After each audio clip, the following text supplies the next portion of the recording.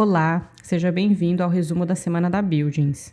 Eu sou Ellen Costa, hoje é dia 10 de dezembro e eu vou trazer para você as principais notícias do mercado imobiliário corporativo. Lembrando que essas notícias estão disponíveis no portal da revista Buildings e também nas principais plataformas de streaming. E se você estiver assistindo pelo YouTube, o link das matérias está no box de descrição do vídeo. Então vamos para a nossa primeira notícia, que foi publicado no Jornal da Manhã da Jovem Pan News. Locações de escritórios voltam a subir em 2021. Cresceu o número de locação de imóveis em São Paulo.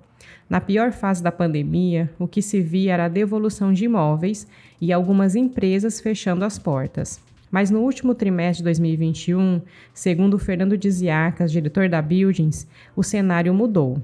Segundo ele, abre aspas, o que não deve acontecer em 2022 e 2023 é um volume tão grande de novos empreendimentos. E se as empresas de fato pararem de devolver seus escritórios no volume que aconteceu nos últimos 2 anos, que é a expectativa, o mercado vai ter condições de ter uma estabilidade e um eventual crescimento em metros quadrados ocupados na cidade como um todo. Fecha aspas.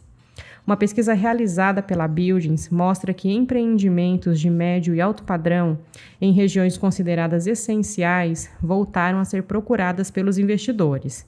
Diziacas aponta, abre aspas, porém nós temos uma oferta muito grande, porque atrelado aos espaços que foram devolvidos, muitos edifícios acabaram de ficar prontos nestes últimos meses, então nós temos de fato muitos espaços vagos na cidade. Fecha aspas. O mercado imobiliário de escritórios tem focado nos imóveis vagos. A retomada da vacinação e uma tendência otimista para 2022 têm sugerido preços bem mais atrativos. Na cidade de São Paulo, as empresas têm se antecipado. Para conferir a matéria completa da Jovem Pan News, acesse o portal da revista Buildings.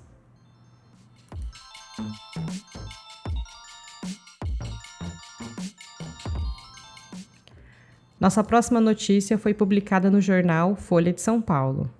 Maioria das empresas diz que home office não afeta a produtividade, aponta FGV.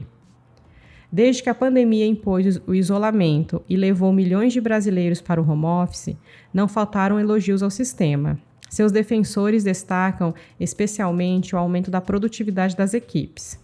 A maior eficiência viria da associação de fatores como ganho de tempo, uma vez que não é preciso percorrer longas distâncias entre escritório e residência, maior conforto e menor estresse, já que dispensa roupas e protocolos formais, e até a possibilidade de ter uma alimentação mais saudável cozinhando em casa. Não é bem assim para a maioria, aponta uma sondagem realizada pelo FGV, Instituto Brasileiro de Economia da Fundação Getúlio Vargas. A pesquisa foi realizada com 4.000 empresas, de 1º a 27 de setembro, por meio de questionário eletrônico. A margem de erro é de 2 pontos percentuais.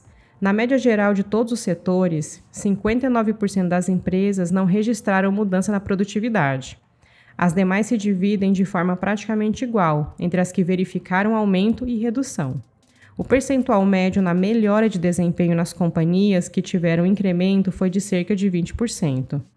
É praticamente o mesmo percentual de perda naquelas que tiveram redução da produtividade, ou seja, saldo zero. Surpreendeu essa questão da produtividade ficar no 0 a 0, mas aí você vai vendo que muitas atividades não conseguem se adaptar e o dado reflete um pouco nisso também, afirma Rodolfo Tobler, coordenador de sondagens do FGV IBRE. Foram consultadas empresas da indústria de transformação e dos serviços, que foram os setores que mais se adaptaram ao home office, e também do varejo e construção, que tiveram mais dificuldade em virtude da natureza dessas operações, segundo os dados do levantamento.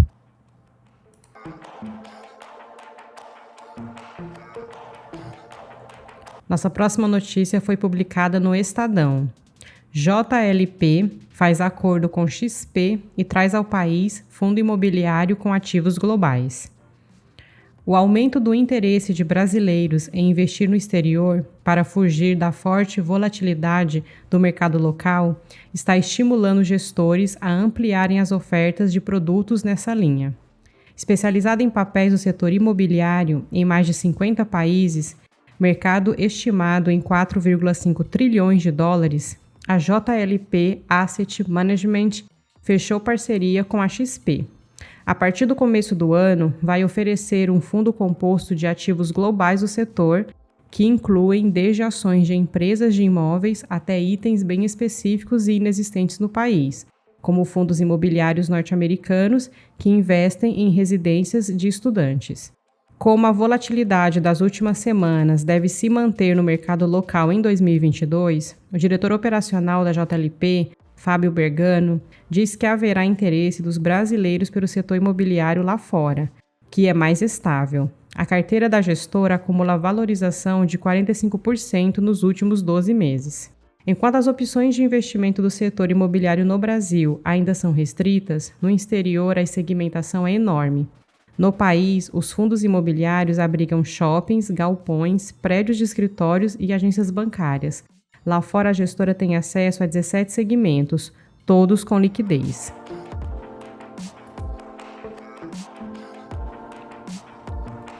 Nossa próxima notícia foi publicada na Folha de São Paulo. BC sobe novamente a Selic em 1,5 ponto a 9,25% ao ano. Conforme sinalizado na reunião anterior, o Copom, Comitê de Políticas Monetárias do Banco Central, elevou a Selic novamente em 1,5 ponto percentual a 9,25% ao ano. Esta informação foi publicada na última quarta-feira, dia 8. No comunicado, o BC indicou nova alta de mesma magnitude para a próxima reunião em fevereiro para 10,75% ao ano. A taxa é a maior em 4 anos, quando atingiu 9,25% em julho de 2017, ainda no governo de Michel Temer. Na reunião anterior, em outubro, o BC elevou a taxa também em 1,5 ponto percentual e indicou que faria nova alta da mesma magnitude em seguida. A decisão veio em linha com as projeções do mercado. Levantamento feito pela Bloomberg mostrou que todos os analistas consultados esperavam elevação de 1,5 ponto na Selic. De acordo com o relatório Focus desta semana, em que o BC divulga projeções do mercado, economistas esperam que os juros fechem em 2022 a 11,25% ao ano. O Copom enfatiza que os passos futuros da política monetária poderão ser ajustados para assegurar a convergência da inflação para suas metas e dependerão da evolução da atividade econômica, do balanço de riscos e da projeção e expectativas de inflação para o horizonte relevante da política monetária, pontuou o texto da autoridade monetária.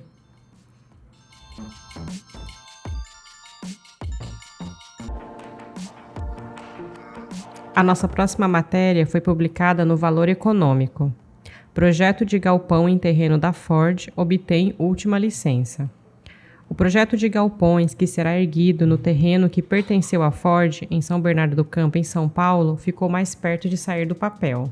Os sócios do empreendimento, Credit Suisse, BTG Pactual, Construtora São José e Frank Capital, obtiveram o alvará que faltava para a construção do complexo de galpões com 450 mil metros quadrados de área bruta locável. Os investimentos totais na aquisição do terreno, obtenção de licenças e em obras são estimados em 1,3 bilhão de reais. A compra da área por 565 milhões de reais foi concluída em novembro do ano passado.